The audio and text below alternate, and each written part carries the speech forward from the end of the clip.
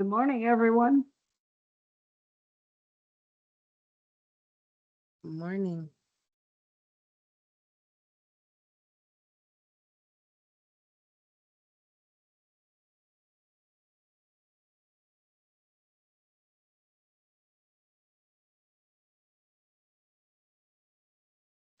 Good morning, everyone.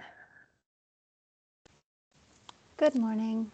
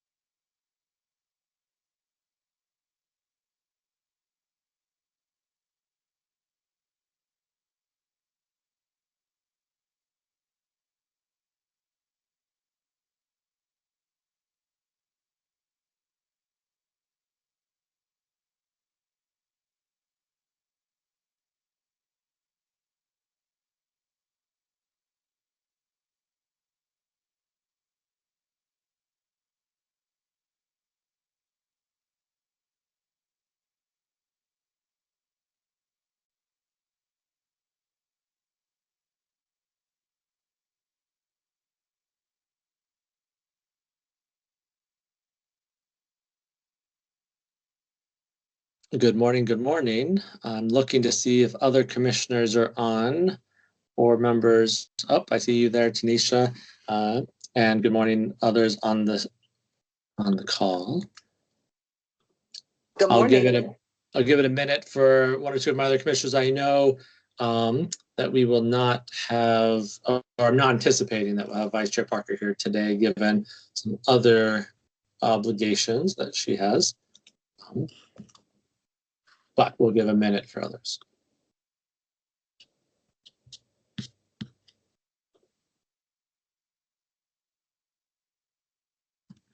And while we are waiting, I will just wish everyone on the call a happy end of school.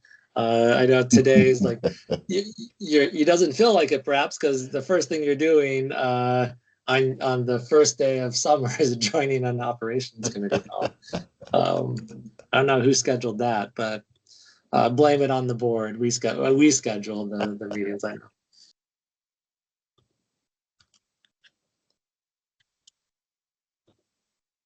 Although perhaps in our defense, we did schedule this before the snow days would have pushed. But even then, a week after school gets out, I guess it's not that much better, huh? So I think we just finished through June. We have all of our Yeah. committee meetings. So I think I will reach out to who are we need Parker and I believe Commissioner or Vice Chair Parker is not able to join. I got a note from her this Got morning. it. I see Okay. Commissioner Mohammed has joined. Yep. I've not yet seen if Commissioner Ames Messenger is, but I can Commissioner reach out to Coy. her and see where she's at. I'm sitting here looking at this picture of you, and you have an incredibly sharp camera. What is the computer you're using, or is it an independent camera? it's an independent one. So I do. Okay. I guess I have a Mac Studio or Mac computer that then has a separate Nexigo. Okay. But I don't know why it's. I don't know if that does it or what does it. So. Okay. The resolution is great. Well, thank you. Okay, so let's go ahead and get started.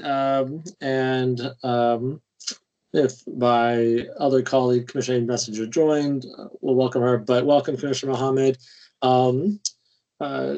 Good morning, everyone. My name is Committee Chair Andrew Coy. I'd like to welcome you all to the June 17th Operations Committee meeting. If you've not done so, please mute your phone. Anyone who does not mute their phone may be muted by the call moderator or removed from the call. Additionally, please turn off your video if you are not a board member or the CEO and her staff. I'll now read a roll call of the board to identify who is present. Please identify yourself before speaking. Commissioner Mohammed. Commissioner Mohammed here. Commissioner Ames Messenger. I don't think she is on, and I will excuse Commissioner Vice Chair Parker. Members of the public who would like to provide comment to this committee can do so by signing up to the day of the meeting until the start of the meeting at 10:30 a.m. Up to 5 individuals will be given the opportunity to provide comment to the Operations Committee. Speakers will be granted 3 minutes. All public comments should address operations issues. Individuals or groups interested in providing comment to the committee may sign up one of 3 ways: emailing public.comment@bcps.k12.md.us or calling the board office at 443-642-4095, or visit the board office at the Alice G. Pender Hughes Building, 200 East North Avenue, room 406. Also noting that the chat function during our virtual meetings will not be used as a tool for gathering feedback or answering questions from the public. But if you do have questions or want to provide feedback, please feel free to email schoolboard@bcps.k12.md.us, and the board office will provide response.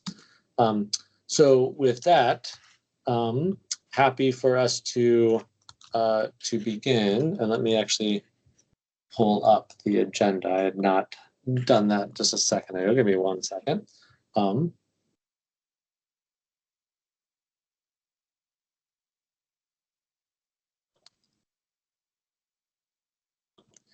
So first on the agenda today, we will have an update on the AMP implementation.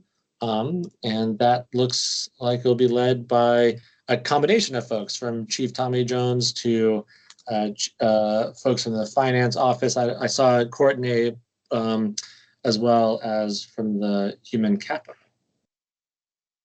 I see Chief Nelson there. Thank you. Good Yeah, morning. Does someone from the board office want to share slides, or should I do that? That's what I was about to ask. If you can do that, that would be Okay, I'm Yeah. sharing slides. thanks.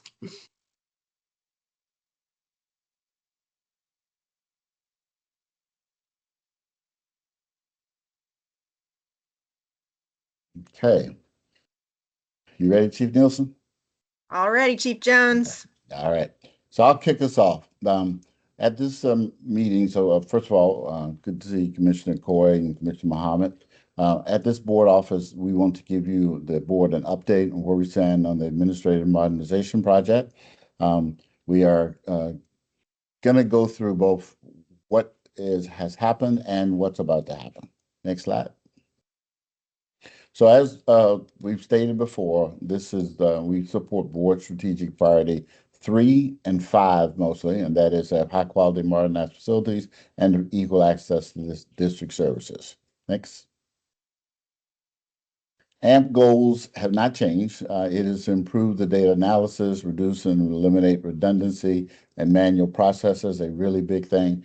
And the bottom line is we are working very hard towards a single source of truth for financial and human capital data. Next slide. So one of the things that we wanted to do this time was a little bit different, is talk about why now and why AMP, because it is important to reinforce all the reasons we're doing this and why. The system's age and functionality is losing support. It's many manual processes that are to be reduced.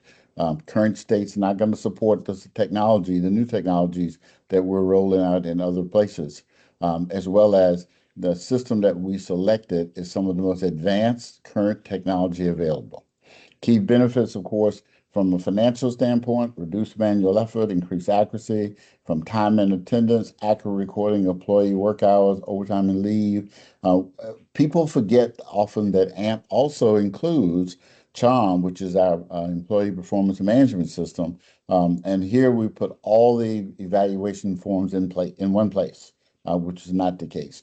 People also forget that it includes a learning management system, which we've selected Canvas and KickUp as our 2 tools, and we've started to roll it out to great success already. It gives engaging learning experiences. It gives course access anytime. And bottom line is, it is much better tools, more efficient processes, and better outcomes for both the staff and the district as a whole. Next slide. So a key thing we talk about is the AMP data reporting. And with finance being live, we have real world examples of this. We've automated invoice processing using some of the AI features of the tool. We've rolled out supplier portal. We've updated P-Star and budget amendments, and across the board, enhanced the reporting capabilities. I know I hear my finance colleagues talk about all the time how they can get data out the system much better here. We also integrate all of our training documents when we talk about AMP, and you'll hear a little more about CHARM and the Training Academy. Coming up next is ACM and payroll. We've been working really hard to streamline the onboarding process to make that much better, reduce the manual data entry, integration to other systems, and then just to have professional learning transcripts and attendance analysis. Next slide.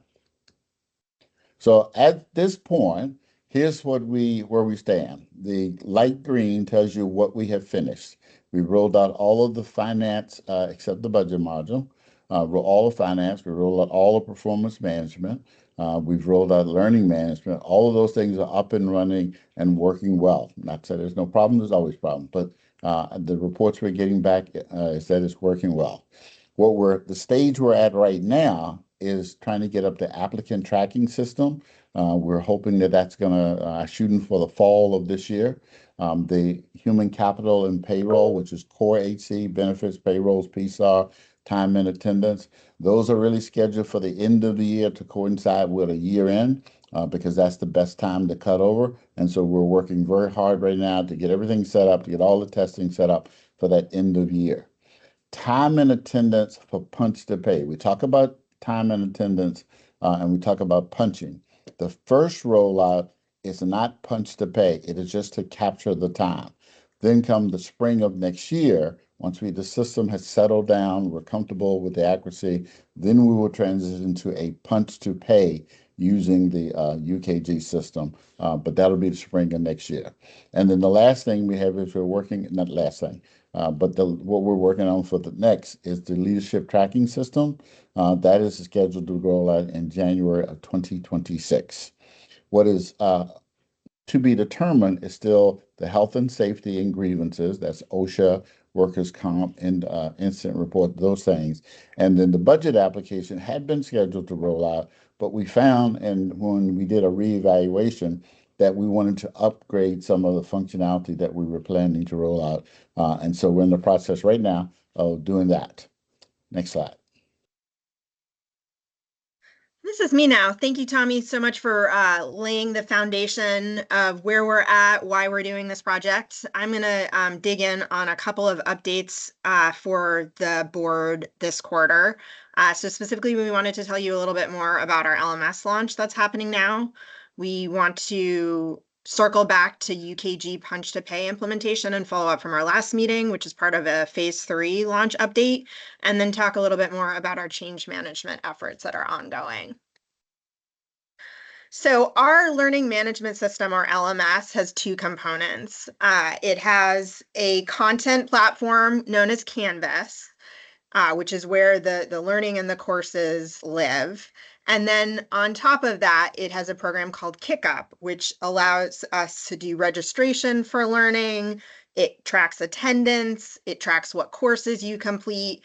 It aligns with an observation platform. So it brings all of the data from professional learning and coaching into one place. And we're really excited about how these two systems are going to improve how we do our professional learning for adults and for students in the district. So KickUp implementation has already started. We began in February with some early adoption. We used it with instructional staff to sign up for systemic professional learning days. And then this spring, our professional learning team used it with our early career teacher mentors, using the walkthrough and observation coaching tools in KickUp as well. And we are continuing that to use it for all of the signups for summer professional learning that academics conducts for our instructional staff. And we'll use it to roll out our all staff compliance training that for the first time we're going to be sharing with staff in one group with one deadline to make it a lot easier to manage. So some of the early wins, we had over 6,000 instructional staff using it to sign up for systemic professional learning. We also had our AMP change champions practicing using it. Early feedback has been very strong that we're finding these early users are having a great experience and are able to do so much more than what we have been able to do with our previous LMS functionality. So while we have been using that registration and attendance platform, the KickUp part, we're also training a variety of people on how to use the content part of the platform, Canvas. So this started with the people who design and lead trainings getting trained on how to use the platform, and then making sure that our principals and our high school teachers have learned how to use it in preparation for our high school students using the platform starting this fall. And more staff will be trained for how to use it as we expand our implementation for students, and also as we have more of our content designers and facilitators using this platform to capture the learning that's happening. So that's a little bit about the launch of our learning management system that's been happening right now. Moving to our AMP phase 3 implementation. This spring, since our last update, we spent a lot of time testing Redwood, which is the new version of Oracle Fusion that is coming out this year, to make sure that everything that we had set up works well with the new version of the platform. We've moved into our user acceptance testing, and we'll be using the remaining time before we go live in December to do end-to-end testing and to train all of our end users for how to use the new components of Fusion that we'll be bringing online. So we know this is a very complicated and complex project, and we've been working hard to mitigate risks. Specifically, we know our current ERP and systems have been heavily customized over 20 years, which means that we can't just use Fusion out of the box, but are having to both evaluate the customizations we've done, make sure we're only moving forward the ones that we really need, and that it's set up so that it works well using the new platform, new functionality. We have lots of data to cleanse and migrate and multiple interfaces to connect. And we're managing those challenges through careful planning so that we can do extensive testing that has already begun earlier this year and is going to continue until we migrate the data over to the new system, and then afterward, once we have it set up and running. We also have been thoughtfully managing the personnel constraints. So the same people who are our key AMP implementers and testers are the ones who are also responsible for really important district functions like our budget, setting up new staff and systems, and first pay. And so we've crafted the testing schedule to work around those key periods in which they need daytime to focus on their day jobs, their annual cycle of district work that they're doing. And the schedule does accommodate that so that we can be focused on AMP during AMP testing sprints and focused on things like the budget or getting ready for the launch of school when we have some AMP downtime scheduled this year. So there we go. So last quarter, we shared that we made the decision to decouple the phase 3 go live with using UKG Ready for Punch to Pay. And we said that this quarter we would come back with our plan for doing that. And we collected a lot of feedback from our subject matter experts as well as from school leaders to develop this plan. So what this looks like is we will go live with Fusion HCM, payroll, and UKG Ready in December. We will have about 2 months to test the system, make sure that it is working exactly as we have set it up to run, and to help people gain confidence in the system by seeing that their paychecks are correct after we move to Fusion, but before we're doing Punch to Pay using UKG Ready. And then in mid-February, we're going to move our managers and our school police to Punch to Pay. We think it's important that our managers and supervisors start and get to use the systems first. We also heard both from our UKG consultants as well as our internal subject matter experts that it's helpful to move unions as groups. So this means CUB, Pizzazza, and GSS are unaffiliated. We also know that our school police have some of our most complicated time and attendance, and they are a relatively small group as well. So we're going to move them over early so that we can manage that complexity and also get to use the functionality of the Punch to Pay instead of the manual updates of manually entering payroll and UKG for any longer. Then after spring break, after we've had that first group of about 2,200 employees getting to use the system, we'll then bring on board our teachers, our PSRPs, and our L44 staff so that we will still have everyone punching to pay before the end of the school year. And we heard both that we needed time for people to get to know and trust the system, and also that we needed to give timekeepers light at the end of the tunnel, that by the end of the school year, they are not going to have to do manual entry any longer, as they're currently doing in our EBS system, and we'll be switching to a new system for manual entry until everyone is punching to pay. So pre-punch to pay, when we go live in December, we're going to focus on our system stability, making sure that the system works as intended and that everyone has confidence in the paychecks that are getting produced from it, and continued focus on change management and refreshing on training for how to use UKG Ready. And then starting in February, continuing in April, we'll have live Punch to Pay, which will give us time to triage issues, work around our school schedule, and other things like the budget work that's happening, while also having this system fully online before we head into the complexities of summer school and the summer stipends and summer P-STARs that go with that. So that's our phase 3 update, and quite a bit of information about how we're going to bring Punch to Pay live. And then finally, just wanted to share a little bit more about the change management work that we're doing. So we now have change champions identified for every school and every office in central office, so that they are coming together on a monthly basis to learn, to get information, to do things like testing out their own use of KickUp in our new learning management system. We're getting to collect attendance on who's coming, who's not coming, so we can follow up, because in the fall, it's going to be particularly important that we have strong attendance of our change champions to help convey information as we move from testing into training into go live.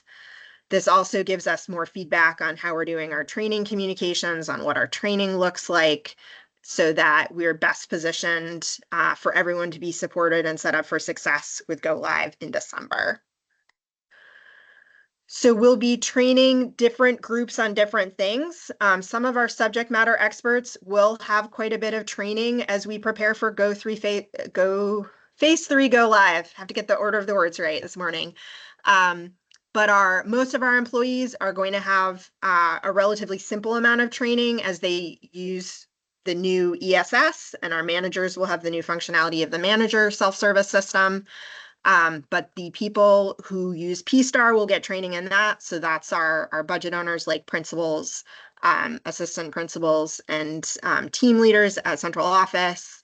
Our teams in finance and HC will be trained and have the added benefit of doing the end-to-end testing, which also acts as a training opportunity for them to really get to know the system and its functionality, to then serve as our in-house experts.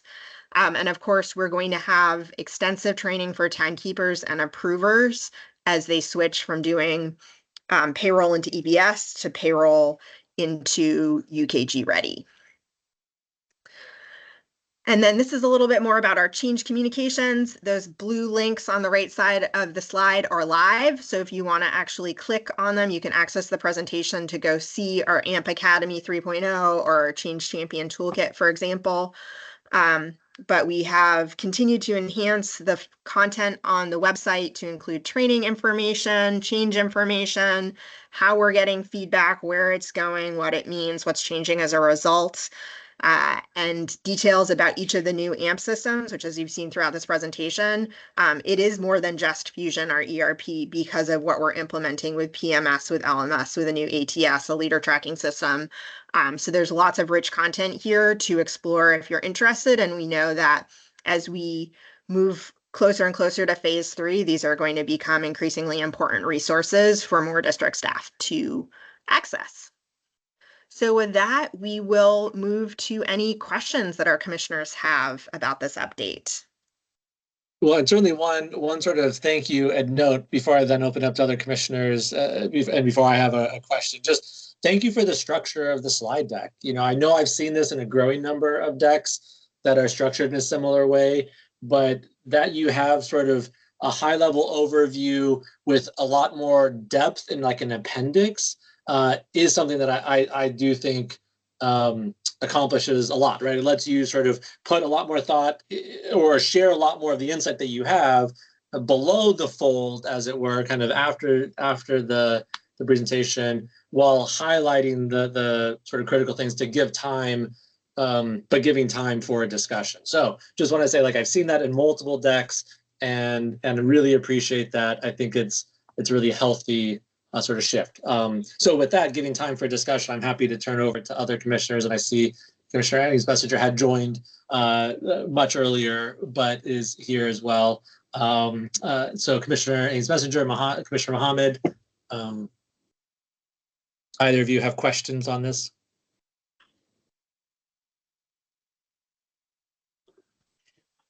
I have just a very kind of nuts and bolt ones. When we're talking about the leadership tracking system, could you give me maybe just like one or two sentences more about what that is? Yes, so it will help us to track and manage our leader pipeline, especially for our school leader roles, by bringing together data from multiple sources, including Fusion HCM, as well as our LMS, what learning opportunities leaders are taking advantage of, to do some visualization of our leader pipeline. And so just that's in terms of like what types of professional development, what schools they're coming from, that type of information, or is it also looking at kind of student performance and like connection to data? just leader demographic data to help us manage our pipeline. One additional note that I'll piggyback on your question, Commissioner, before turning over to Commissioner Mohammed. If this doesn't currently exist in that, I would highly encourage and ask for there to be also an ability to understand the transition and the transition from role of principal. So in other words, like percent of change or churn or some of those things. I also know that it's been something other commissioners have asked in the past generally, but I do think specifically in the principal role, knowing that the district is also doing exit interviews and a way of really trying to like understand and learn from is just a really healthy healthy practice. I know it happens in different ways and places, but I can imagine some of those learnings, lessons, insights, sort of finding a way and a place that is de-identified, is not about the individual, but some of the broader lessons could be a good place to find in the new system. So I know those are things, Commissioner Mohammed, that you likely have thoughts and sort of things as well, but you might have a question unrelated to that. So happy to throw it over your way. No, I appreciate it. I just want to say first, anytime we receive this presentation, I always like to highlight the importance of us bringing our operational systems up to par to 21st century as we run our schools. So I'm thankful for the connection between AMP and just our growth systems like KickUp and Charm. So start with that. Thank you. It's definitely seen. Where I have concern, and this concern really comes from our experience this past year, is around the operational pressure of bringing on Punch to Pay and Oracle during peak times, and that's going to be during budget season, and how we are kind of preparing for that, because we saw a challenge this past year, particularly in bringing on staff while we found a hiccup and we were making an effort to fix that. So just if you can speak towards just potential challenges around that pressure point of bringing on Oracle and bringing on Punch to Pay during budget season. So Oracle Fusion HCM and payroll will have already come online before we really start most of our budget functions. And that was very strategic, not only from a accounting perspective and a payroll perspective, does it make sense to go live at the change of the year? But that's also before most of our real nuts and bolts budget activities start. And that was very strategic. And then since the system will be set up and we actually have to go live with UKG time and attendance when we go live with payroll and HCM, that technical part will be launched by the time the technical folks are really focusing on the budget launch and making sure that the tools that the schools and the district office teams have are ready to go. When we're doing the Punch to Pay go live, the most technical people on finance and HC and OIT will already have done their work, and it will be much more with our payroll team supporting timekeepers and approvers, and our data team on HC being able to support in the data visibility to make sure we're making the behavior change. So we've tried to be really strategic about different groups of people peaking their AMP time at different times of the season around their functional work. And I see Courtney's come on camera, so I bet he has something that he'd like to add as well.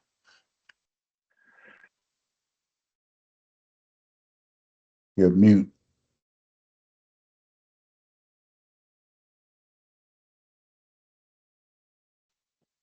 Now you're off mute. Still not Can you here. hear me now? Yep. Okay, sorry. Yeah, I was just gonna add a little bit to what Chief Nielsen said. The timing was we specifically chose that time window from the perspective of the budget process. The data that we take to load into the budget tool is as of the end of November. So it's actually perfect timing for the transition because we generally take static data as of that point in time that we manipulate through the budget tool and reload in July. So going through the transition at that point gives us the flexibility to kind of bring the new system up to date and the new HC data up to date without having to, wonder about pushing it through the budget system and all the rest of that. So that doesn't mitigate, of course, the challenge of, staff working on both systems, which is, I think, the biggest challenge that we're going to have to, just manage. The folks participating, like Chief Nielsen said, in the budget process are going to be resources that we need also for go live and just managing that piece. But from the perspective of the budget process, the timing is ideal. Well, I appreciate the insight and assuring that, it's something that we took fully into account. So with that, I'm good. Thank you, Chair Coy. Okay, well, I do have both a request and a question. And I guess maybe first, Commissioner Ames Messenger, you want to follow up on that first? Happy to, because mine's a little bit different direction. Mine's in a very different direction, so go for it. Okay, and then I'll come back to you. So I've observed like a pretty critical distinction between the development of technology tools and the management of technology tools, right? This is often seen the difference between a dev environment and a live or production environment. And I note this, and because it's been my experience that it's actually pretty next to impossible to manage both the creation of new tools and the administration of existing demands all at the same time, same person, same sort of thing. And I do think we as a district need to plan for and anticipate and growing role for technology in the district, right? So this ability to be creating these tools, I think, there's so much there. And I know I've commented on this in the past presentations, but it has been substantial and incredible to see how much has happened over the past just 5 years, and that you, Chief Tommy specifically, have done with your team in sort of the amount of additional devices, technology, all of those things that are out there. And I guess this is actually my request, then I'll ask my question. And I'll say this in just, I didn't get a chance in our annual business meeting that many people know that we recently had our annual business meeting. There was a presentation on some of the accomplishments over the past 10 years, or 9 years, I guess, at this point, of the legislative activities and work that the district has done as led by Dr. San Lisas, and team. But just underscoring like how wonderful it is to spend some time reflecting back on like how much has changed and happened. And so my request is that similarly, I would love to see, we've seen it in slices. We've seen like in the past year, this is what we have done in the past year. But I think doing a retrospective, looking back 9 years and saying, here's where we were 9 years ago. Let us remind ourselves where we were and how much has grown.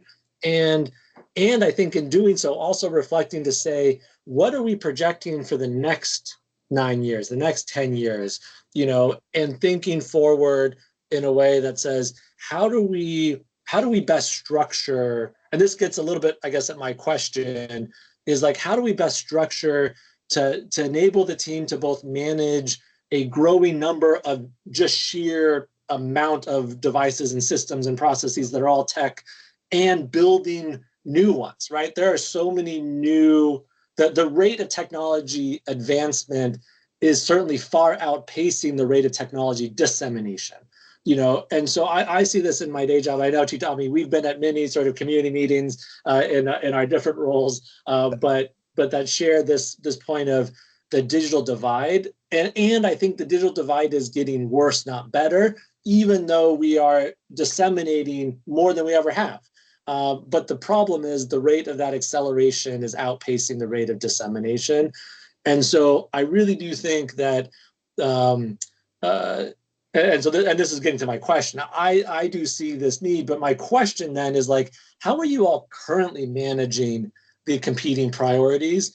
And frankly, they're on different cadences and happen at different speeds, right? The task switching between sort of like things that are immediate right now people need because something is sort of not working, and building a new system is like such a different, you have to go into like a different mind space to build a new system, that interruptions are far more costly than the amount of time that they take just to resolve the thing. So how are you all currently managing that? Like, what is that?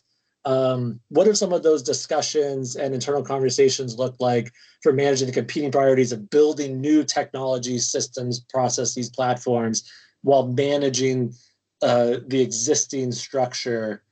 How are y'all managing that?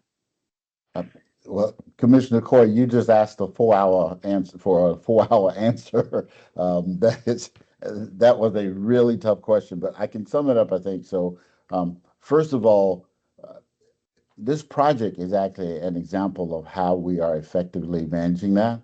The combination of the functional teams and the technology teams together, and then using a technique where we call, backfilling. It sounds so simple, but finding people, we need to free up our best people to help us decide what the next thing is. So we try to train people to do the mundane while we free up our best people to help us decide what to do next. And we have definitely cut way back on developing things from scratch, as you well know.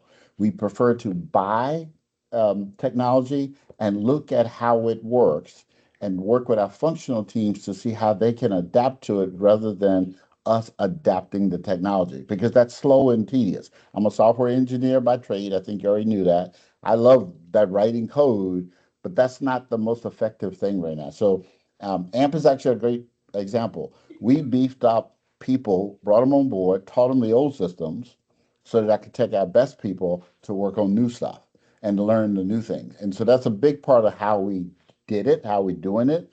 That's just going to accelerate. In terms of the plan, that one, you kind of stumped me a little bit here. I'm going to have to think about that one, because our struggle is exactly that, getting all of the new systems. We have so many old systems, and building a comprehensive plan to start replacing them based on the functional group's need. So we're still working on that part of it. Which one's the next? AMP is so consuming, we have not really worked a whole lot on that at the moment. So I'll just be honest about it. And then the last part of what you said, the digital divide, that is such an issue with me. And it's not down to technology anymore. We have technology in the hands of many, many people. It is down to education. Is how we educate people to take advantages. I just spent a week in Chicago at the CIO conference and talking to my fellow CIOs, Cleveland, Denver, all of that. It was great because we all were there ready to share our experiences.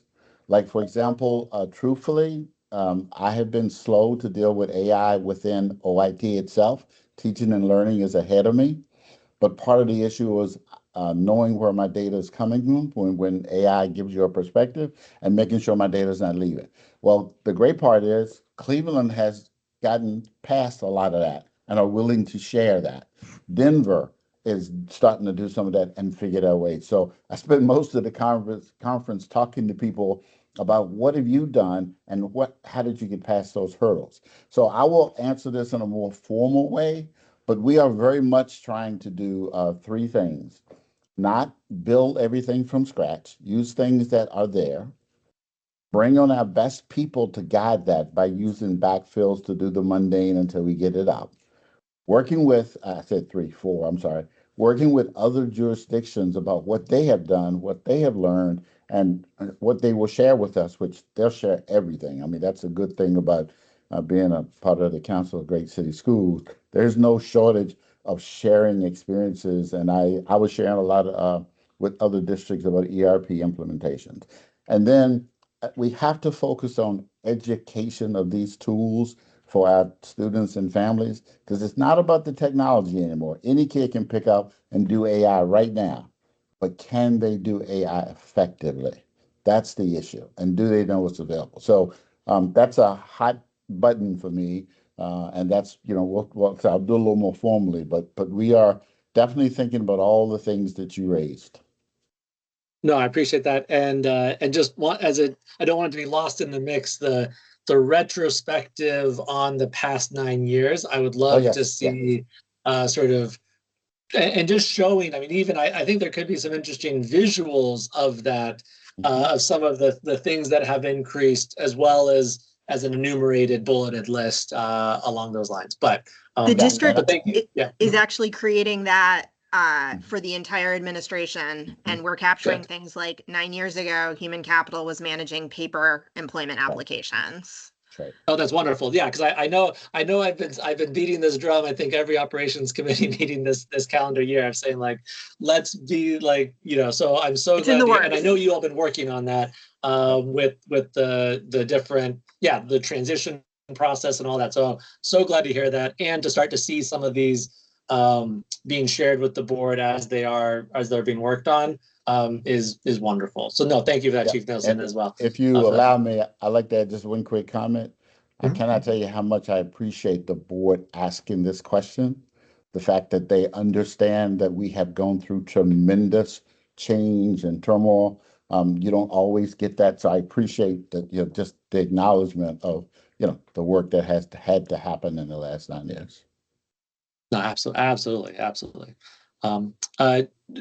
Commissioner Ings Messenger, you had a question? Yeah, I think this actually dovetails and builds very nicely on where you were going, Andrew. And first of all, I also want to shout out, I would say this is a conversation that we had just had not long ago, and I appreciate staff's time in like really going through that. I think part of that is thinking about and realizing some of this is the board's work of needing to spend time and thought and conversation here. But for staff, reflecting back on the last 9 and 10 years, I think for us also beginning to think about where is the vision of where we are going in the next 5 to 10 years. And I really appreciate your dedication to organizational change, and that technology is ultimately one small piece of this work. And the big thing is, how do we move a system of 10,000 people and 8,000 students and an entire city? And that takes time and is incremental. But I think like thinking about, like, how do we free up people to build the next tool? But I think also just like, what is the strategy as a whole? And things that I think stand out to me, Mohammed, to your point earlier around budget. But I think budget, and then also looking at like, what is kind of the long-term plan and strategy to bring that outcomes data into this conversation? If we're talking about principals and we're thinking about training and what's equipping them, how are we having technology and systems that are tracking the outcomes that's happening in those buildings, whether that's in, performance of staff, if that's looking at the performance of our physical operations and buildings and costs, if that's thinking most importantly about kind of those student outcomes pieces. And I think just what are the types of questions that the board wants to be able to answer? What is the questions that staff, even more importantly than the board, are burning and interested in asking? And as we're recruiting new staff to the district, that we're recruiting people that really are interested in having these questions and having that data and being able to think about how do we make schools better for kids. So I realize that's more of a comment than a statement, but I are more than a comment than a question. But I think just as we go through this next year, I'm really encouraged about the practical thing that we're making sure that people are getting paid, that we are being responsive to that in an effective way, because ultimately that is the biggest thing we can do for trust.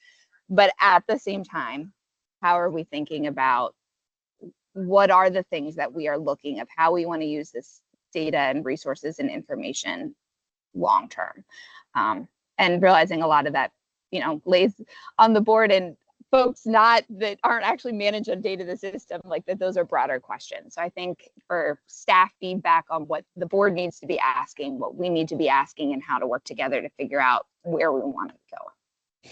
Yeah, and Commissioner Ainge, I know we've had this conversation, and just for the Commissioner Mohammed and Commissioner Coy, we are absolutely looking at that issue. We've had a direct conversation about how we turn our data into information and be able to look for it, query it, things that we're not doing today, and that maybe we didn't build it for, but the data will help us answer. So that is absolutely on our radar. and we're doing that as we speak right now, trying to how do we structure all of that to deliver stuff. But it's a long process, as we had a conversation. So, and I think maybe for that is like maybe this is where the question is, that in the next 3 months for staff to be starting to think about what are the steps, what's the process of what the board needs to lay out for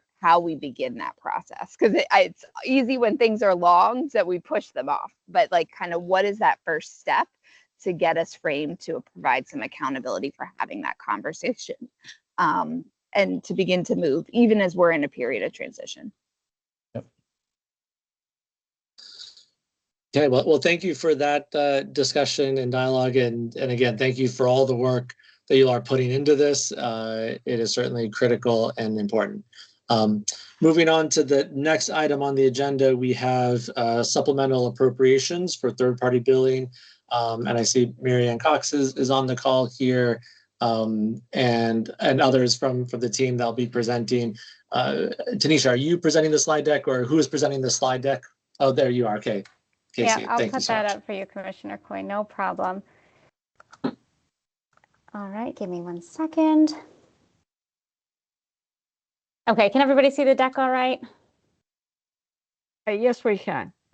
Wonderful. So I'm going to turn this over to Mary Ann in just a second, but just wanted to kind of tee this up for you all. As you know, typically for us, this is like a good news story and a good news ask.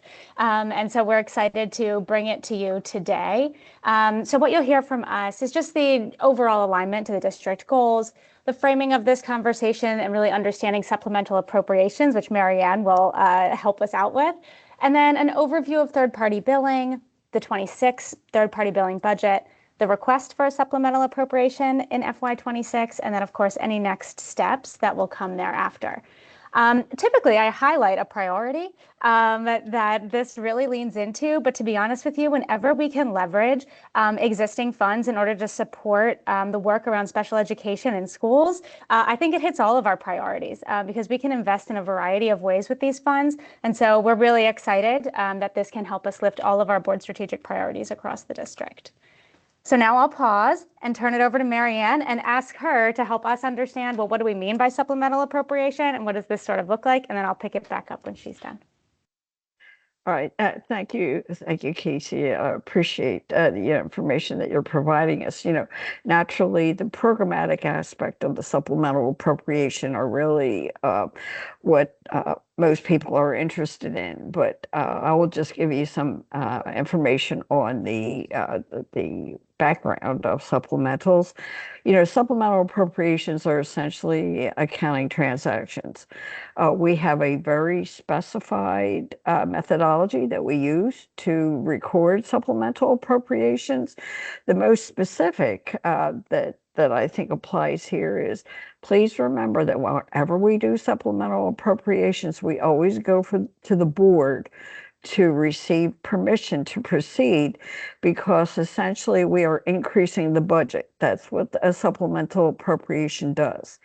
In this case, this particular supplemental appropriation relates to third-party billing, which is reflected in our special revenue fund, which is restricted funds. And the monies that they're trying to use are sourced from the restricted fund balance. And the restricted fund balance is essentially the cumulative excess of revenue over expenditures throughout the years. And I agree with Casey, certainly, as the Medicaid funds come in, we plan for their use, but generally there is some accumulation. And so over time, both MSDE and city schools would like to see us use these funds, and that is what this is for. The one thing that we do keep in mind is that third-party billing funds are intended to be spent on the student population from whence the revenue is derived. That is our students with IEPs. So the way the third-party billing works is that we city schools and any other LEA who meets the requirements are permitted to record the expenditures on the general fund, which is just kind of one of our basic tenets. We record all required expenditures in the general fund. So expenditures related to IEPs are required expenditures, so they are recorded in the general fund.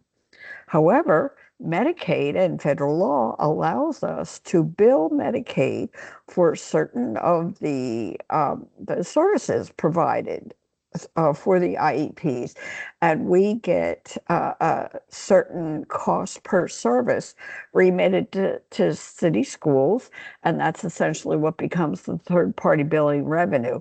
And again, you know, the CAO office, actually the grant manager of third-party billing constructs a plan each year to spend that money. So that's what the basic budget is, but the supplementals are on top of that, and we say, okay, we have had this accumulation. What would be the logical plan for us to spend down the funds, keeping a modest reserve in case of unexpected circumstances like we have had in the past, such as COVID. I just wanted to point out that typically supplemental appropriations touch most heavily on board priorities 3, 5, and 7. So we could go back a slide and read through them, but most of them are related to that. You know, they have to do with providing the environment for the students, you know, in an equitable way. So that would be 3, 5, and 7. I also wanted to point out that we request this board approval for this very happy. I guess that's what we keep calling this, a happy supplemental appropriation. And it is because we are so happy to let the world know that, yes, these funds that come in as they accumulate it, yes, we go and use very specific uses for this, and Casey will get into that. But part of it is this, what can be called revenue sharing, where we give the money back to the schools that generated the revenue on the basis of certain parameters. So we fund that, as well as some other services that Casey will get into. But for the supplemental, just wanted to touch on, we have a very specific process that we do this. We accumulate our fund balance in accordance with our board policy DIG, which is fund balance, which in turn complies with the related governmental accounting standards board, or GASB, related to fund balance. So there are very strict guidelines out there that says, yes, this is how you report it, this is how you accumulate it, and we comply with that. And so that's what we wanted to make clear on this. And so we are asking board's permission to use this $7.6 million of the restricted fund balance that's reported on our financial statements for the purposes that Casey will go into. I do want to say that of the $7.6 million, we have $3.1 million for ESBH, which is the expanded school behavioral health, and Casey will explain what that is. And $4.5 million of it is going to sharing the revenue with the schools, to allow them to purchase supplemental materials or services for the students with IEP. So it's a happy time. Correct? Is that right, Casey? Yeah, I would certainly frame it that way. And yes. Marianne, thank you so much for just sharing some of the details around what a supplemental appropriation is, how it is regulated, how we do have a pretty, both standardized and rigid approach to making sure that we have these things appropriately allocated and approved by the board. What I would love to do now is just quickly take folks through exactly what it is that we are asking for. I won't spend too much time doing a third-party billing overview. Marianne touched on a lot of the high points there, but in effect, City Schools receives our Medicaid reimbursement for a variety of services that we provide to students as they're written on their IEPs. And so our actual budget is really what we anticipate receiving from those reimbursements on an annual basis. For FY26, our total third-party billing budget is $8 million. With that, we're investing in a variety of special education investments, from inclusive practices and specially designed instruction, all the way through to related service equipment, assessments, and tools, and things like that. We also, of course, use those funds to support the administration of third-party billing, so ensuring that we're actually reimbursing for the appropriate funds. The restricted fund balance, as Marianne pointed out, is something that has actually grown over time. It's something the state has noticed growing over time and has encouraged us to strategically spend down. This fund balance is on top of the available budget that we have for third-party billing. And you all may recall that we came to you all with this exact same request last year. So we asked for money for expanded school behavioral health as a supplemental appropriation, although in a smaller amount, as well as for a school-based allocation, again, in a smaller amount. And I wanted to make sure that I was sharing the reflections on how that went for us, because what you see in the next coming slides is how we're improving moving forward. So in fiscal year 25, we requested $4.025 million from the board, again, for expanded school behavioral health and for a school-based allocation. All of our expanded school behavioral health funds were spent, but only about half of the funds that we sent to the schools were able to be spent. So why is this? What lessons did we learn from that? And I should say, anything that wasn't spent by the schools comes right back into that restricted fund balance. It doesn't disappear, it just comes back to us. But what we learned from that is that schools actually needed some clearer processes. So we're excited to be able to put those things in place in order for them to allocate funds appropriately and in ways that are approvable. We also learned that schools needed more time. Even though we were ahead of the curve from the last time we did this, it wasn't far enough ahead of that curve. And so providing funds in January and February, right amidst budget season, just was not conducive to our schools being able to thoughtfully plan for those. So we learned that lesson too. And then finally, for our expanded school behavioral health friends, although they were able to spend everything, having their money broken up across different parts of the year just isn't an effective way for them to budget and allocate resources. So, lessons learned. And so this year's request is similar but different. The request is for more funding. So why more funding? In part because our MSDE audit feedback is telling us we need to spend these funds and in a timely manner. And doing so, spending them now as opposed to waiting and just gaining interest. That's not the point of Medicaid reimbursement. We want to make sure that we're spending them in service of our students. So we're adding more to what we want to allocate this year. And we're requesting it earlier. So asking for it now so that in July, we're able to start working with schools. Our friends in expanded school behavioral health have their money at the beginning of the fiscal year, like all of it, as opposed to a portion, and we can really work with schools over the course of the summer. I think this is going to be quite a boon for our schools because they had a difficult budget season in preparing for FY26. And with this, and I'll get into this a little bit more, but with this allocation, every school will receive funds, every school. And so we know that heading into the fall, having those monies up front will help them to successfully spend them down on needs as they head into the school year, as opposed to at some point in the middle. All right, so here's the out and out request as outlined: expanded school behavioral health and a school-based allocation. $3.1 million for expanded school behavioral health. It covers the lion's share of what that work entails, and then a $4.5 million allocation to schools, which is about double what we asked for last year. It's a total of $7.6 million from our about $28 million, almost $30 million fund balance. So expanded school behavioral health, just to give everyone a quick refresher on it, are really early intervention services and prevention services that can go to any and all of our students. We worked with MSDE this year to ensure that this is a top priority of ours and theirs. What this does is, in effect, it prevents us from either adding services onto IEPs or establishing new 504s and IEPs for students because of behavioral challenges. And so this allows us to get in front of that work. And so, with approval for the state, and we've been doing this with them for years, this really would cover the lion's share of their budget, plus another $1 million that the state gives us for this work as well. And then the school-based allocation. This allocation will go directly to schools, and it will support every school. Last year, with about half this allocation, the largest amount I think that we gave to schools was somewhere around $35,000. The smallest amount that we gave was somewhere around $5,000 or $6,000. So with doubling it, we can expect those numbers to increase for every single school, which is just a real win on our school's behalf. And with those materials, they can buy things from, instructional materials to interventions, equipment for students, supplemental services and support, professional learning and support for their staff.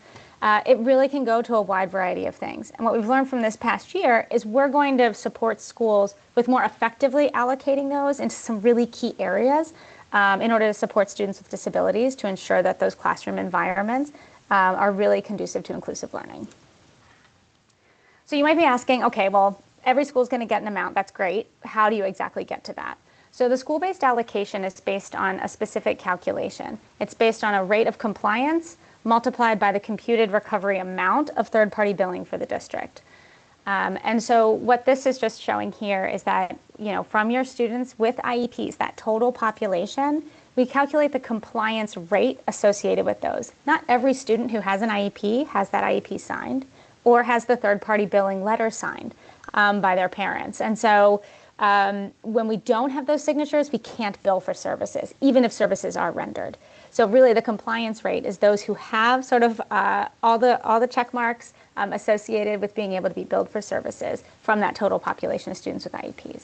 That number is then calculated by the computed recovery amount for our reimbursement and then divvied up by each school. So each school gets an allocation that is proportionate to their compliance and recovery amount for their school.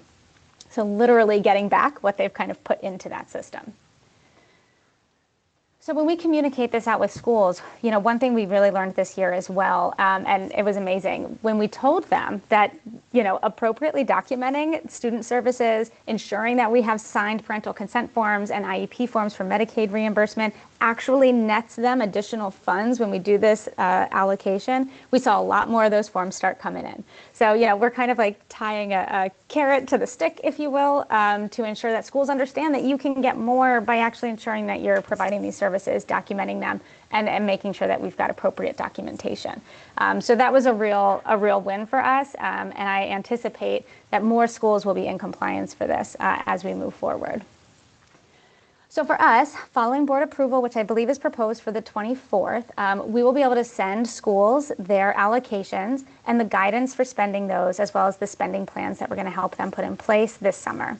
We'll be able to reconnect with school leaders throughout the summer in our muscle meetings that we have with them, both in July and in August. And then we'll be able to work with schools to ensure that their school-based plans are approved and that money is sitting in their pockets, ideally before the beginning of the school year, but in fall of 2025.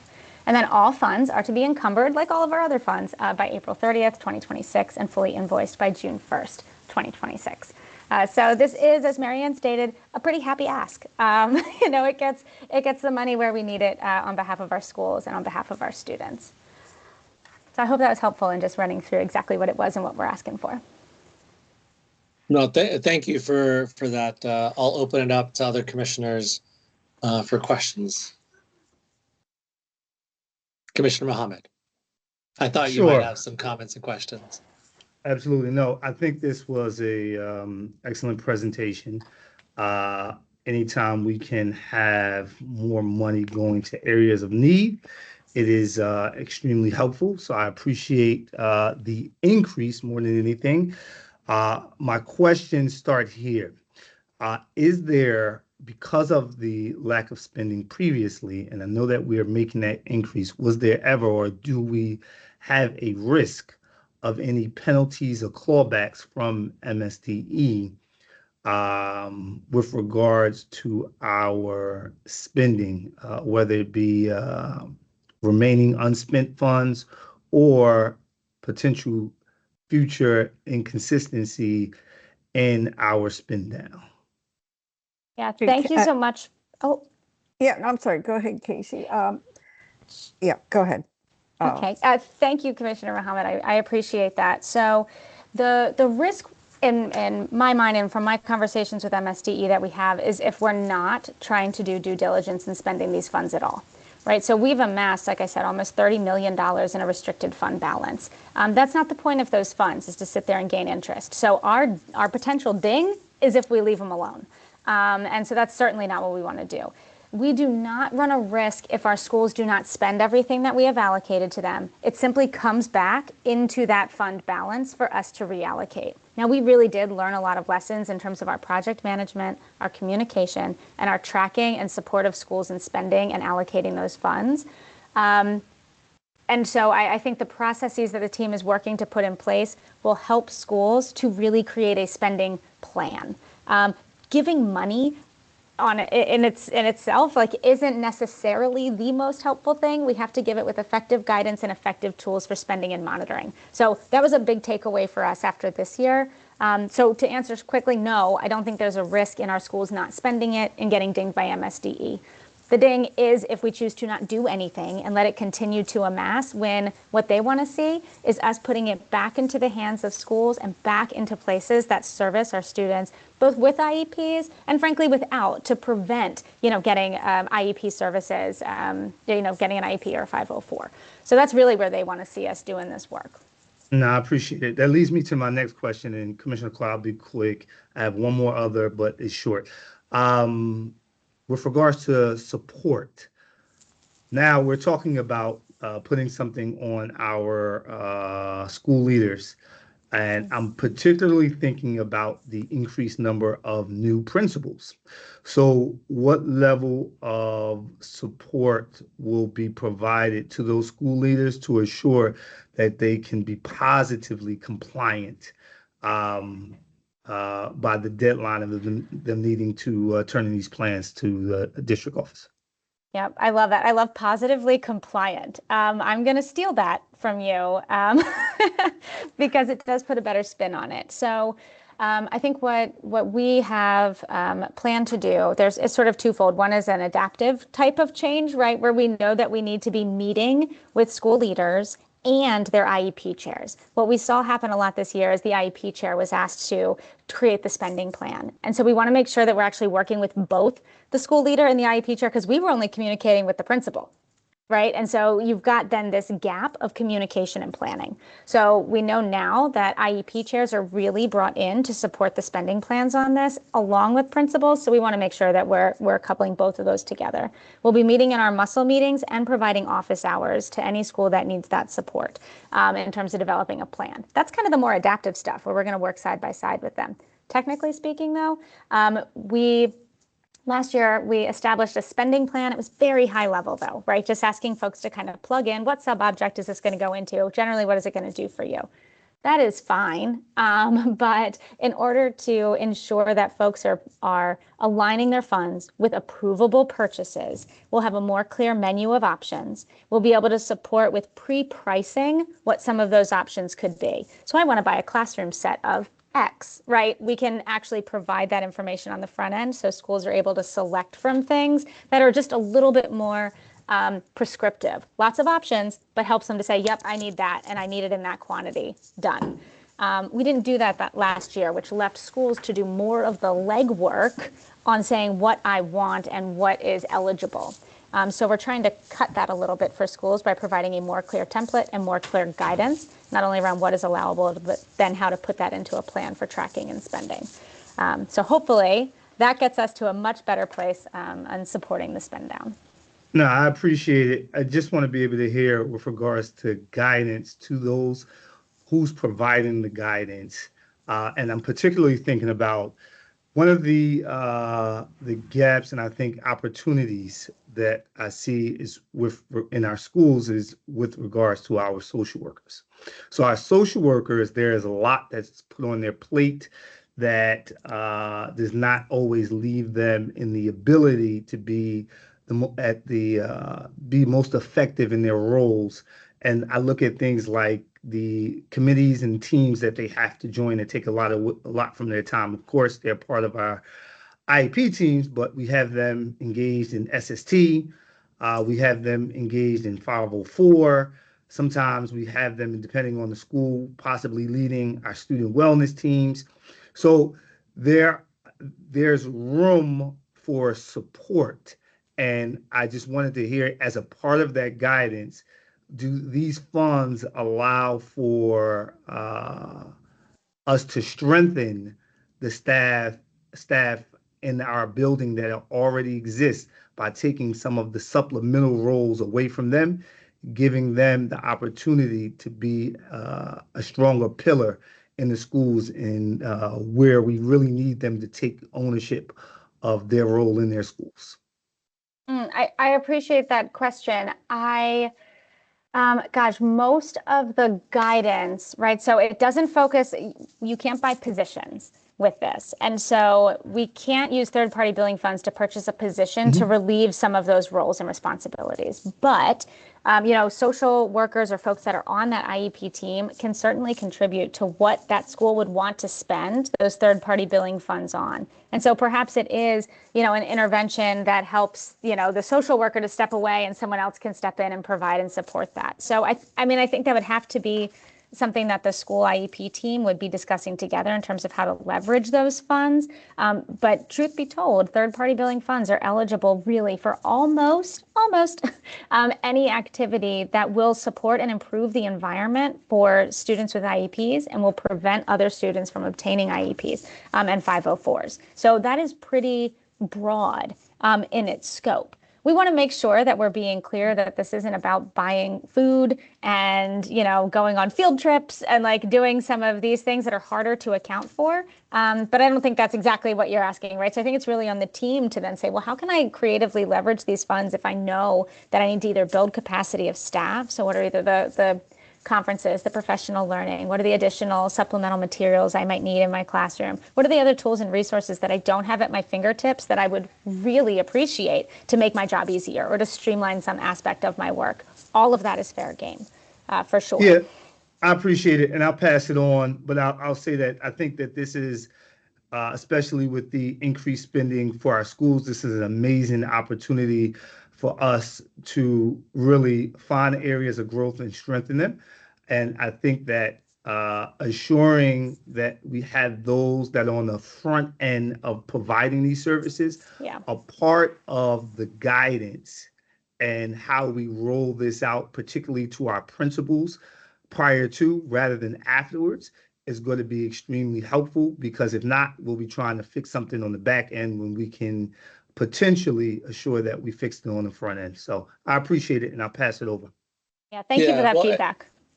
And maybe one additional note, Commissioner Mohammed, while obviously you have a lot of insight to share here, I do wonder if you sharing a note over to the Safety and Wholeness Committee just to flag this, like once we have the recording of this, to say there's a really valuable presentation in operations. And I think it's appropriate that this came through operations for various reasons. But I do think your insights that you have and you sort of connecting with other members of the Safety and Wholeness Committee to think about these is so valuable.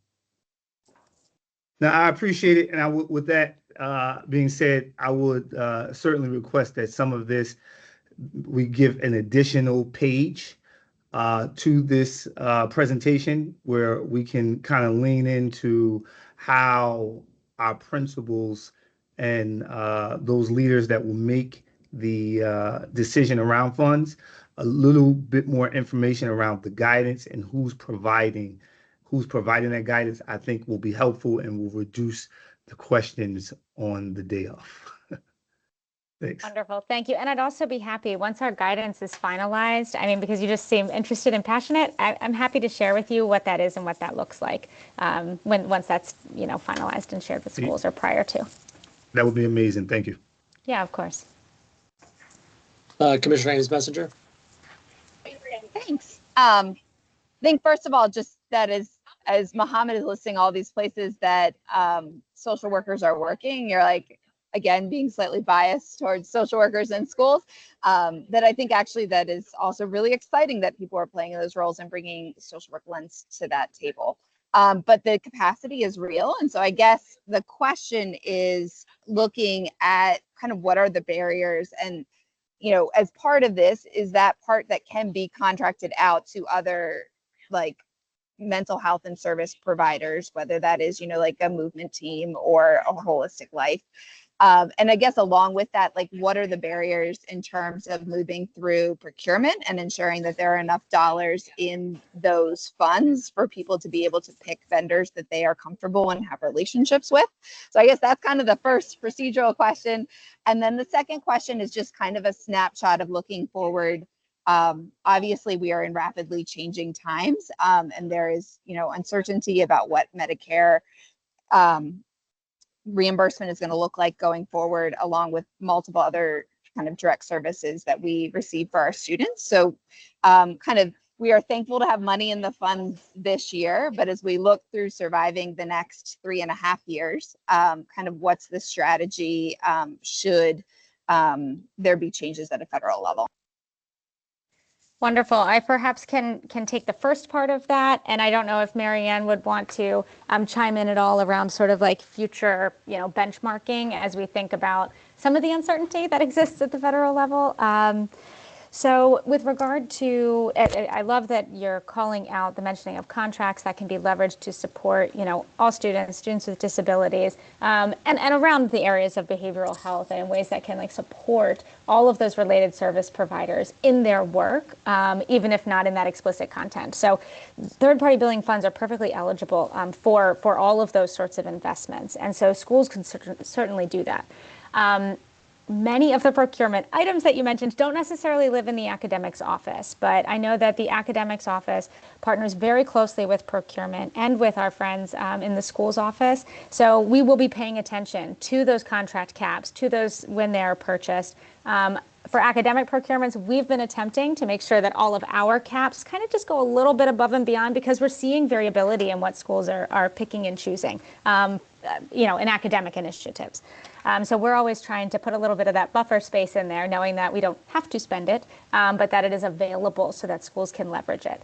So I think that is how many of us here centrally are approaching our procurements. But it's something that we will just have to pay attention to. And as schools have these discretionary funds, you may see us coming back to the board to say, hey, exciting news. We need an increase in these because we're seeing folks really leveraging their third-party billing for them. So that would be a good news story and certainly a win for us. We know those contracts are in place, so yay, that's a good thing. It's just a matter of then, do we need to increase that as we see schools leveraging the funds in that direction? The only other thing I'll say before I pass it over to Marianne is that with regard to that long-term look, with a fund balance right now of about $30 million, we do want to be conservative of how we are spending that down. So even though we're asking for these supplemental appropriations, we've aligned our third-party billing budget itself, which is fairly consistent for us, with really meaningful investments that are recurring. These get to be on top of that, and I think we do play a fairly conservative game with those. It's more than what we've done in the past, that is true, but it does not eat away at our balance even over time in a way where all of a sudden 2 years from now it'd be diminished, and then we're all like, oh no, when something else comes out. So I think we're trying to be conservative, knowing the political landscape, understanding city schools' fiscal landscape, and at the same time making sure that the money isn't just sitting because we're nervous or afraid that something could happen, right? So it's kind of balancing that. But Marianne, you will have more technical terms around that than I am able to offer for sure. Thank you. Oh, thank you. Yes, I just want to allude to something I had said before, where I said we generally keep a modest amount in fund balance. It's planned to do that for these unexpected, unintentional things that occur. I will say that it has been our notice over the years that because the way we get our Medicaid funds from the federal government is they reimburse us certain dollar amounts for the required services that we provide. And I remember one year in particular where there were 3 adjustments in a given year, decreasing the reimbursement amounts. So we are knowledgeable of that, and we know that we do not have any guarantees. Certainly, we alert ourselves to whatever information is published.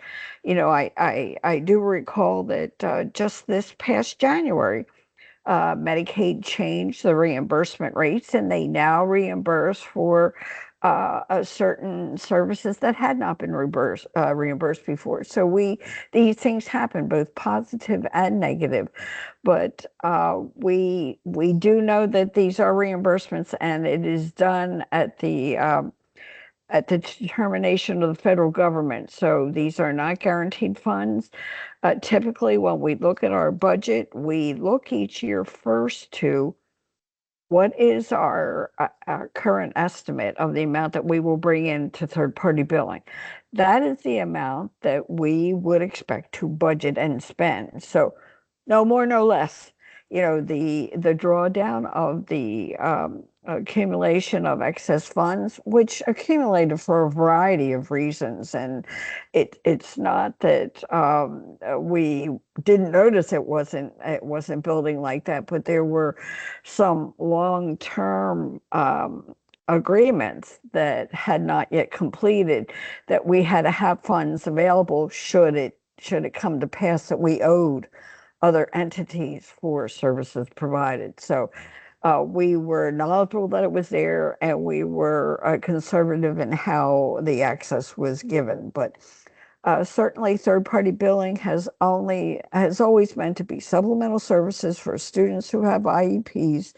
And we are grateful for any grant money we get. And this is a grant. So if we have an opportunity to get certain reimbursements, we will pursue them to the best of our knowledge. But we also know that our expenditures are curtailed by the availability of that amount. So if there's any other questions I could answer, I'd be happy to.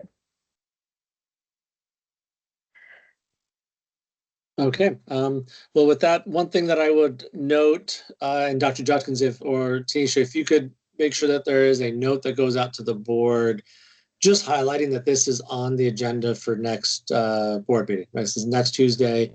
You know, and certainly, well, I guess remind me, are we also meeting at the earlier time? I know that was a little bit of a discussion, I guess, this last annual business meeting, but we're meeting at 9 a.m., correct? Correct, and it is virtual, but we can send a note out to the board. Yeah, and knowing that in our typical summer schedule, meetings are much shorter and they are not as exhaustive. Just wanting to make sure that there's, if people have questions, that the more that we know ahead of time, I guess the better that you all can then be prepared for that. So appreciate that. Any other comments or questions on this item? Okay, one question before we go into procurement. Are there any public comments, Dr. Judkins, that have come in? There are not today. Okay, well then turning it over to folks for the procurement items. And I believe there's a memo as well, but yeah. So good morning, commissioners and city schools family. Our purchasing manager, Tiara Hutley, is presenting the operations committee procurement agenda this morning. So if you could please welcome Tiara to her first operations committee meeting, I would appreciate it. Thanks. Welcome, welcome.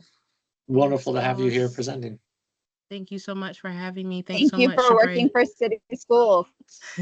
Thank you. You guys are a pleasure.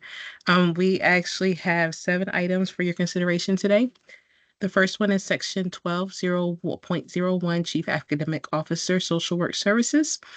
The Chief Academic Office and Executive Director, Special Education requests the board's approval of competitively bid requirements contracts with multiple vendors to provide social work counseling services for city schools students with documented clinical needs for assessment and/or services. The estimated annual contract amount is for $2 million. The contract term is from July 1, 2025 through June 30th, 2028, with 2 one-year renewal options. Any questions about this one? Yeah, I was just saying, any questions? None here. Okay, thank you. Thank you. Next item is section 14.01, Chief Information Technology Officer, Software Maintenance and Support, piggyback contracts.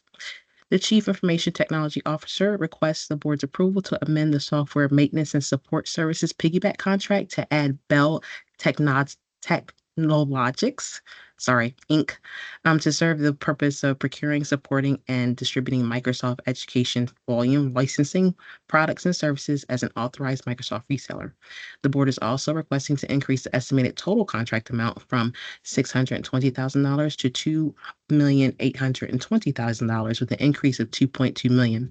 The contract term dates vary. Any questions on this one? Okay, thank you. Thank you. Next one is section 15.01, Chief Operating Officer, Swain Enterprises LLC. This is for the roof replacement at Hampton Pre-K to 8 school 055. The Chief Operating Officer requests the board's approval of a competitively solicited contract with Swain Enterprises LLC in the total amount of $1,515,110.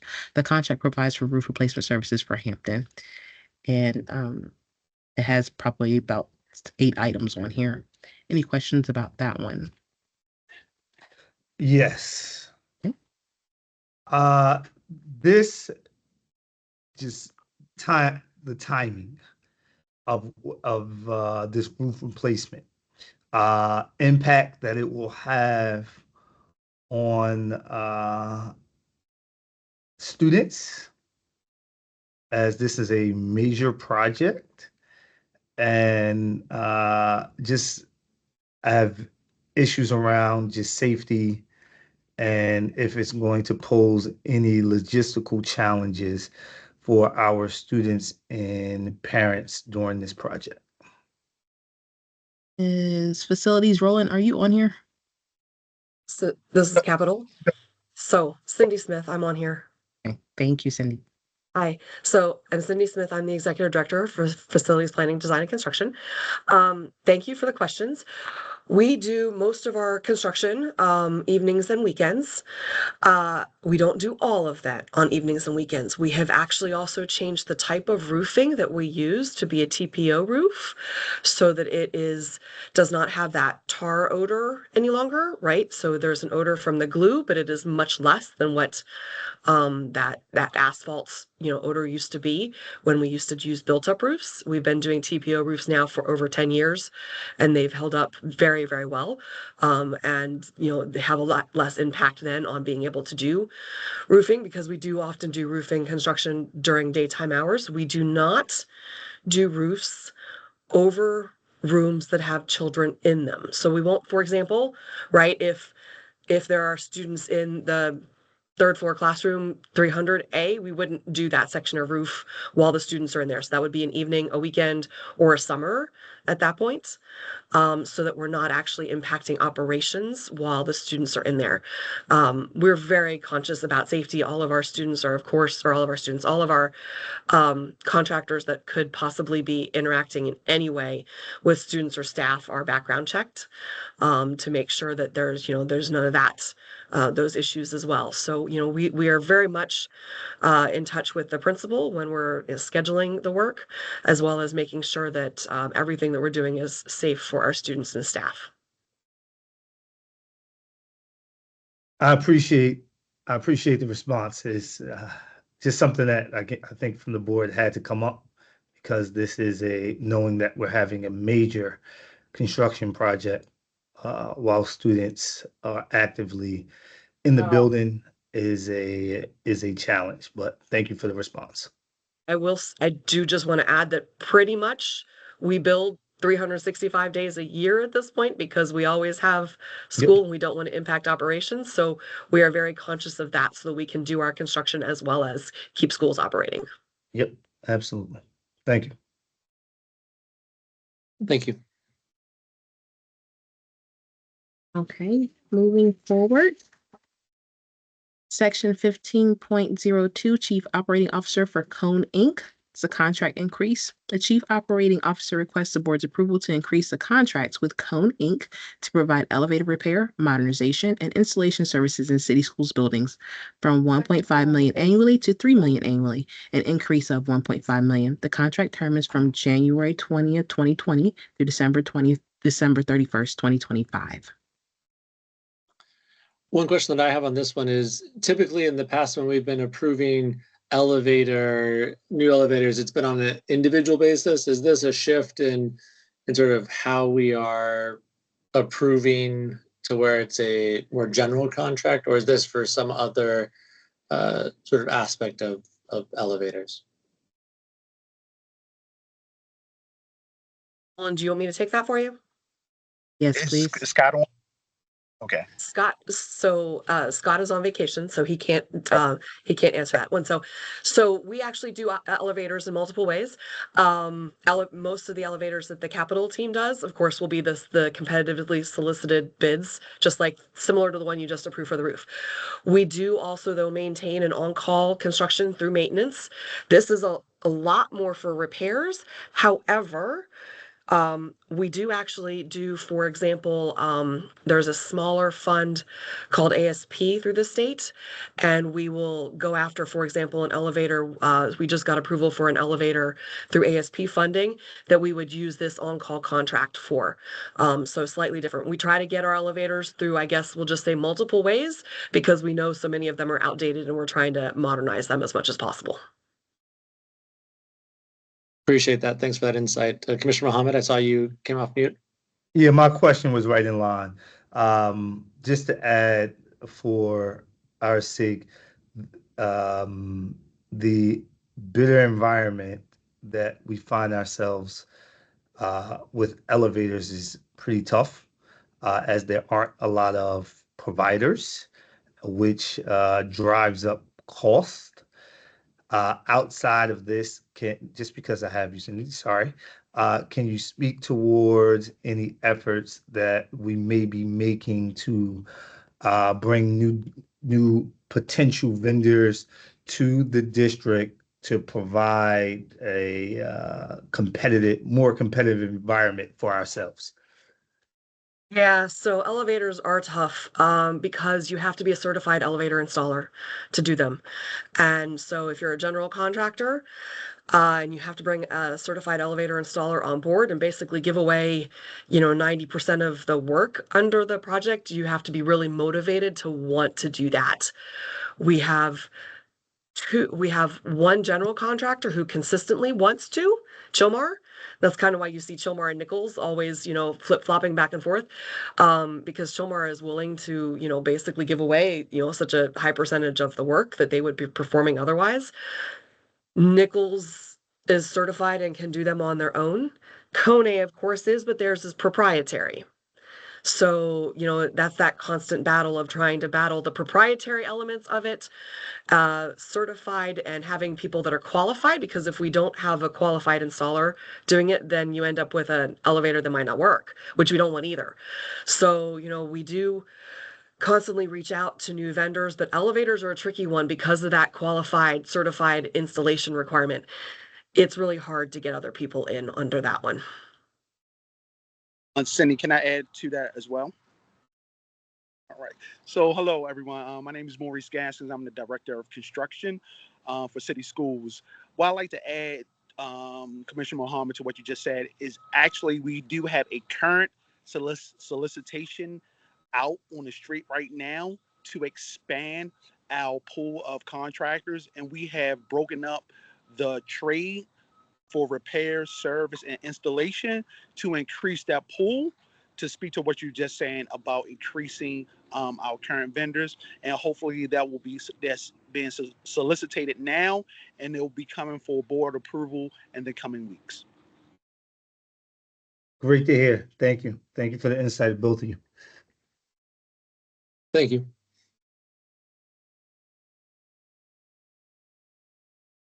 Okay. Section 16.01, Chief Human Capital Officer, Temporary Employment Staffing Services. The Chief Human Capital Officer requests the board's approval to extend the term date of the Temporary Employment Staffing Services contract to continue to provide temporary staffing services.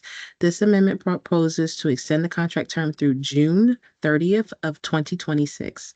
The extension is necessary to maintain temporary staffing while district completes the solicitation process for a new temporary employment services contract. Thank you. Any questions? Okay, yeah, thank you. Section 16.02, Chief Human Capital Officer for tuition reimbursement. The Chief Human Capital Officer requests the board's approval to renew the agreements with 8 local institutions of higher education to continue direct billing for tuition reimbursement. The estimated total contract amount is for $8 million. The contract term is from July 1, 2025 through June 30 of 2029. The requested higher education places of institution is Community College of Baltimore County, Coppin State University, Johns Hopkins University, Loyola University, Maryland, Morgan State University, Towson University, Notre Dame of Maryland University, and University of Maryland, Baltimore County. Questions from commissioners? One thing that I would sort of elevate on this one is certainly as this comes up to the full board, I think just taking the opportunity to underscore and highlight as a benefit that is being provided to city school staff, and just underscoring the benefits and the investment that is being made here with $8 million for tuition reimbursement. So I just wouldn't want us to miss that opportunity of underscoring that. Ayana, we can't hear you, baby. I said certainly, Commissioner, we'll be prepared to do that at the meeting and tell them all the folks that have taken advantage of the program and the numbers and things like that so that they can see the impact that it's had. Wonderful. Thank you. Okay, next. Okay. And last one is section 18.01, Chief Legal Officer for Ogletree, Deacons, Nash, Smoke, and Stewart. The Chief Legal Officer requests the board's approval to enter into a new contractual agreement with outside counsel at Ogletree, Deacons, Nash, Smoke, and Stewart, who have the extensive experience in personnel and their other related matters working for city schools, other school systems, and public agencies throughout Maryland and nationwide. And so the term of the contract is from July 1, 2025 through June 30 of 2026, and the total amount of the contract is for $400,000. Any questions on this one?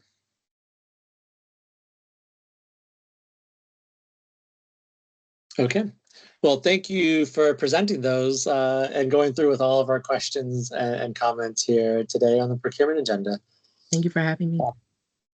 With that, let me just go make sure I'm not, with that, we have reached the end of the agenda for Operations Committee.